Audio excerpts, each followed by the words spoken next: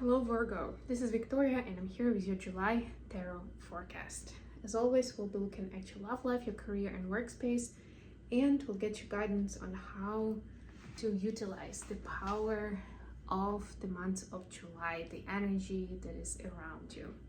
At the end, we'll post some messages from your person of interest to yourself, so stick around for that. And of course, we'll begin with an oracle message from the Angels and Ancestors deck.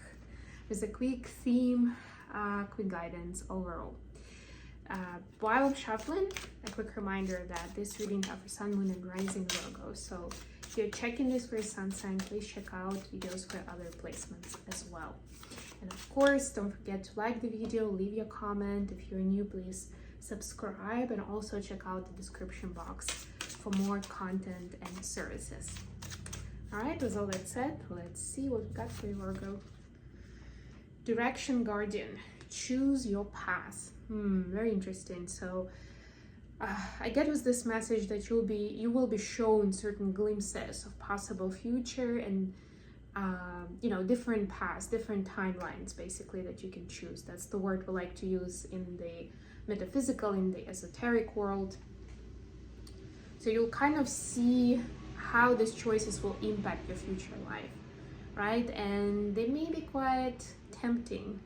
It may not be as easy to pick one of them as you may think. Like if you're specifically thinking of one right now as I'm saying this, you will be surprised. But the bottom line is it's important to make a choice. It's not like, you'll be able to do both or everything, right? Like these days we tend to be so ambitious and we're like, yeah, I can do both. I don't have to choose. This card specifically tells you need to choose. So be specific of your intentions, your priorities at this point. What is it that you'd like to choose for your life?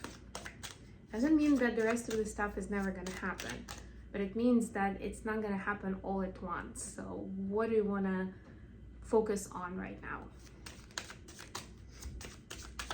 Let's see what we have for you with tarot. For your love life, there's Nine of Swords. There is Seven of Coins. And there's Knight of Swords. So this could be an air sign in your life, which would be Aquarius, Gemini, or Libra. Then for your workspace, we have the Magician. We have Page of Cups. Magician is Gemini energy, by the way. And we have Knight of Cups. So this could be a water sign that you're dealing with. And that would be Pisces, Cancer, Scorpio. And then the advice, we have the Fool. That's Aquarian energy. Knight of Wands. Look at all the knights. Oh my God, so much action for you. I feel like for Virgo, it could feel like too much. Like, oh my God, why are all these pieces moving at the same time? But that's the beauty of it. That's part of the deal, right? Like I said, like all these different pieces and opportunities are gonna be showing up for you, almost like one on top of another. And it's gonna be up to you to decide what do you want to pay attention to right now, right? It could be actual people for sure. All these knights could be actual people, or they could be energies of a certain kind. Like Knight of Swords is more about contemplation and reasoning. Knight of Cups is more about feelings and emotions. Knight of Wands is about passion and following the creative path. Could be a fire sign, of course, Leo, Aries, Sag. And then we have the Queen of Swords. Bottom of the deck is Ten of Wands. Yeah, so this dynamic energy of July is meant to bring some kind of peace, actually, at the end of it.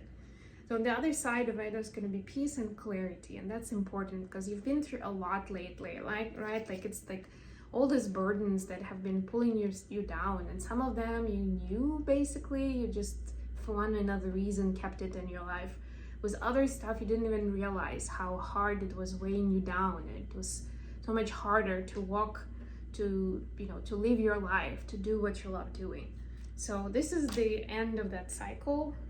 But now it's like, okay, so I don't want to do what I used to be doing, or be in that situation with those people, but what is it that I do now instead, right? Like cutting that out or closing certain doors is one thing, but now it's like, so what is the new direction, right? What is the new you about?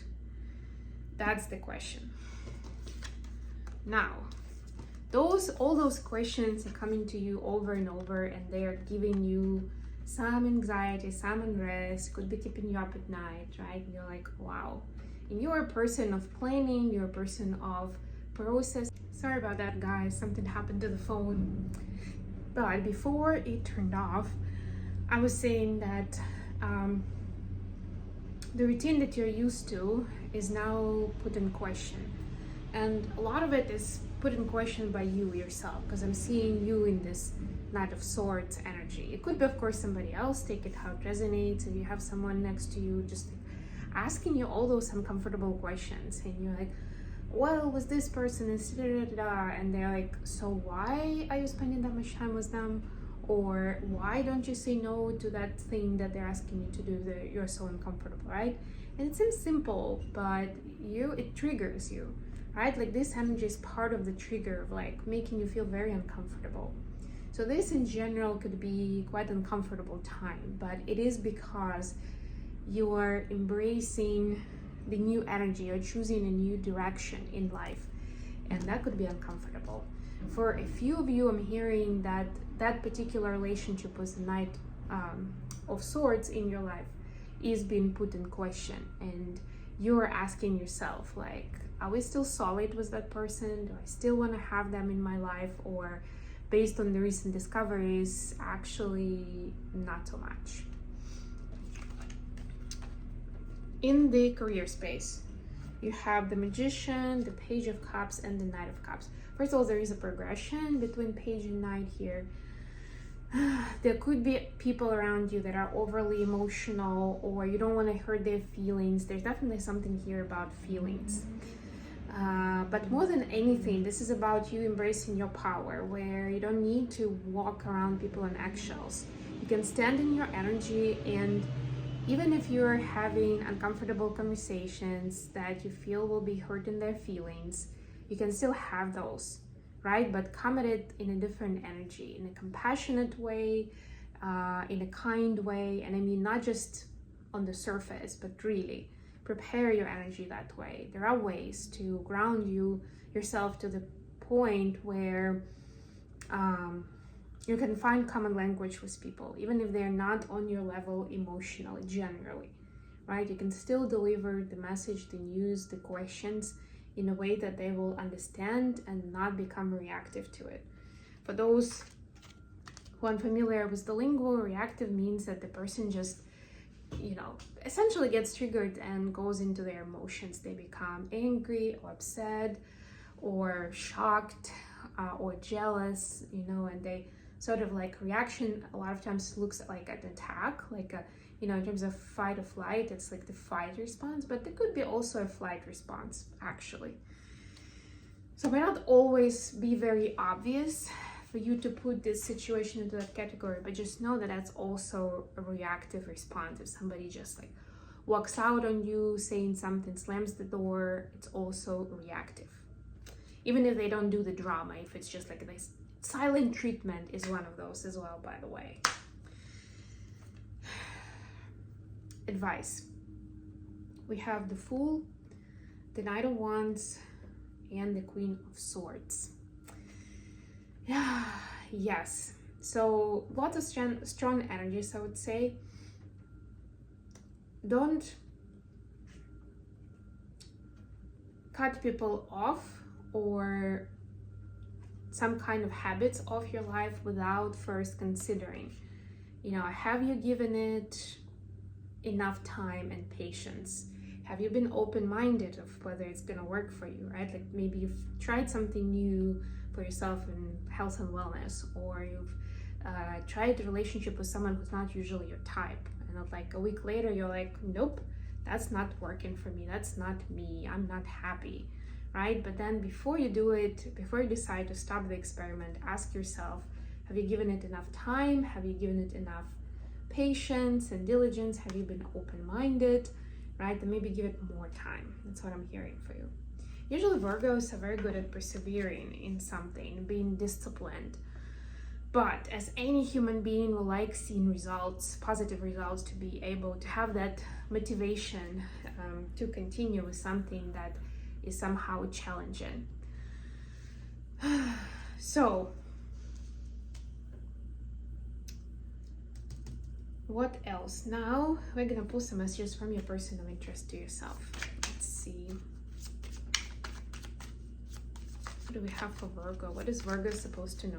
Okay, just lost the card. Let's see. Hangman, but it kind of fell in reverse, so that's how we're gonna take it. Please clarify. 5 of Wands, 6 of Swords. Okay, so your person may be feeling like they've either been taken too much space from you, like dealing with their own thing, or that they've taken too long to sort of decide on what's next for your relationship, right? And you may be getting bored, or somebody's talking you out of it, and they actually don't want to lose you. They just don't want to bring you into the drama that they're going through. So that's the main message, actually. They don't want to stand still. They don't want to have to deal with situations where instead of acting on their instinct, they just standing still. They're just watching. They're thinking and overthinking, maybe. Like there could be too much of contemplation, of observation, and now it's time to take action. So whether it's a masculine or feminine figure, now it's time for them to step more into the masculine energy and be more decisive and show initiative. So if that's the pattern that seems familiar in your dynamic, Virgo, just know that this is gonna turn around in the months of July for sure. But if it doesn't go exactly according to your plan, don't forget that you can also discuss, that you can explain, where you're headed, what your vision is, and how do you see this working out in the future, right? You can also create a safe space for this person to be more active and do more for you, around you. And yes, some of it will be to impress you, but at the end of the day, they're doing their best to for some it's to make a move, even at the beginning. For others, it's to prove themselves to you, that they are loyal, that they have feelings, and they want to go all the way with you. And it's up to you, of course, whether you'd like to support that, maybe even show them some ways. How do you like to be pampered, taken care of? What is your love language? You can have those conversations with them, not necessarily telling them like, this is what I want you to do for me, right? But through those kind of indirect conversations, they will be getting a much better idea of what is it you're after, of what do you like and love in communication with a close person, maybe even what you like in terms of intimacy and physical intimacy specifically, if you know what I mean, right? Like all those things are good to point out because your person definitely is out there figuring out how to make it right. They don't want to make mistakes. Take it however you will for your situation. Whether you like that dynamic or you're kind of tired of it and you don't want that anymore. Okay, I'm gonna leave here. Thank you so much for joining me today, Virgo. Please don't forget to like the video and subscribe to my channel. And until next time,